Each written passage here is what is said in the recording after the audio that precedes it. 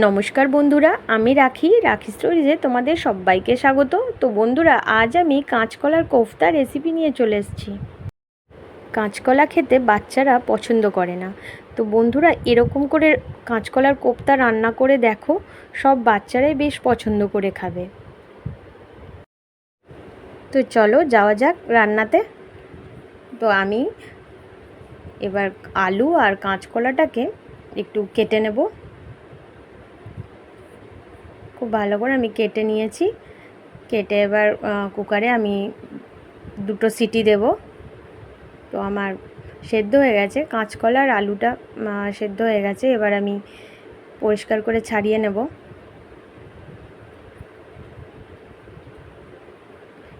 তো আমি আলু আর কাঁচকলাটাকে ম্যাশড করে নিয়েছি একটা। তো আমি এবার সব মশলা দিয়ে দেবো। তো আমি প্রথমে ধনে গুঁড়োটা দিলাম, 1 চামচ মতো নুন দিয়েছি। এবার হলুদ গুঁড়োটা দিলাম। এবার এটাও একটু ভালো করে মিশিয়ে নেব। আর দিলাম হচ্ছে লঙ্কা গুঁড়ো। তো এই সবগুলো দিয়ে একটু ভালো করে মিশিয়ে নেব। তো আমার মাখাটা হয়ে গেছে।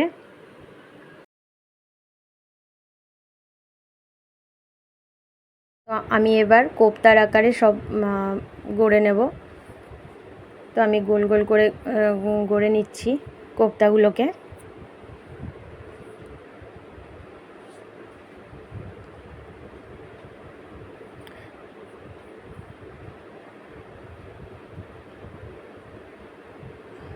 আমার কোফতাগুলো গড়া হয়ে গেছে। এবার আমি কড়াইয়ে তেল দিয়ে দিলাম।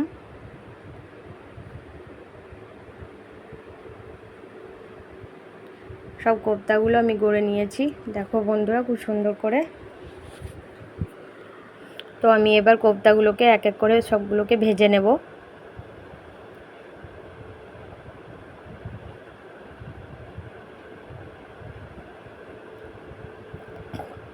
আমি কোফতাগুলোকে দিয়ে দিলাম তেলের মধ্যে। তো বন্ধুরা, আমি কোফতাগুলোকে তেলে এবার সবগুলো দিচ্ছি। আলতো হাতে সবগুলো আস্তে আস্তে ভাজতে হবে।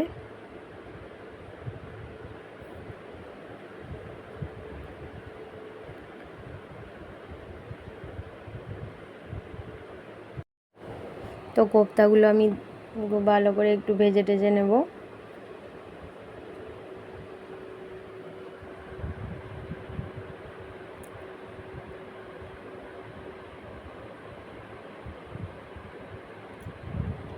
এবার আমি আলতো হাতে সবগুলো উল্টে পাল্টে নেব।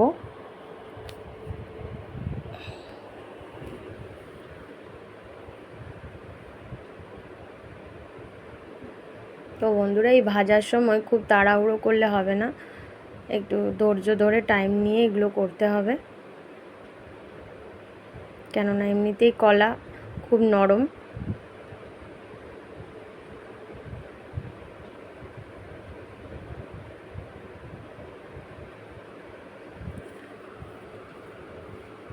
আমার ভাজাটা অলমোস্ট হয়ে গেছে। এবার আমি এটা তুলে নেব।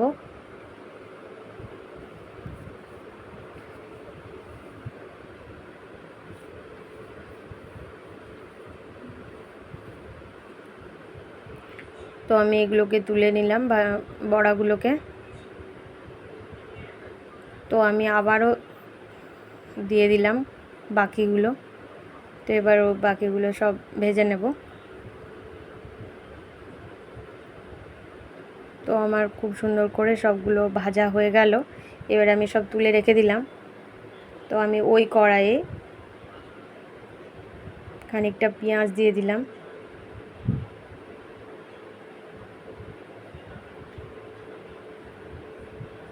পেঁয়াজটা দিয়ে এবার খুব ভালো করে আর একটু ভেজে, হালকা একটু লাল হওয়া অবধি ভেজে নেব। তো আমি তেজপাতা 2টো দিয়ে দিলাম। তেজপাতাটা দেওয়ার পর আমি একটু আদা বাটা দিয়ে দিলাম।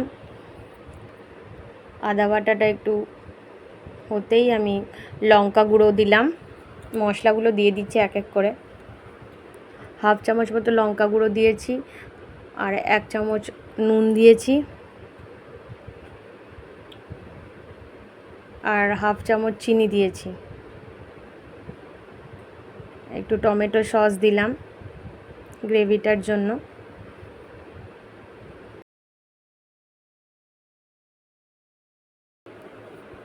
তো এটা আমি একটু কষিয়ে নিলাম।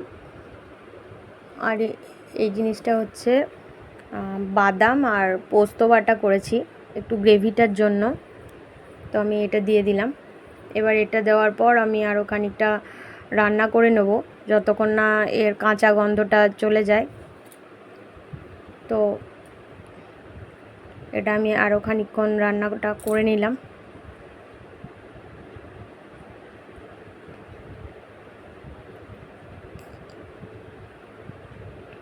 তো আমি একটু বাটিটা ধুয়ে একটু জলটা দিয়ে দিলাম। জলটা দেওয়ার পর আরও খানিকটা আমি একটু নেড়ে নেব।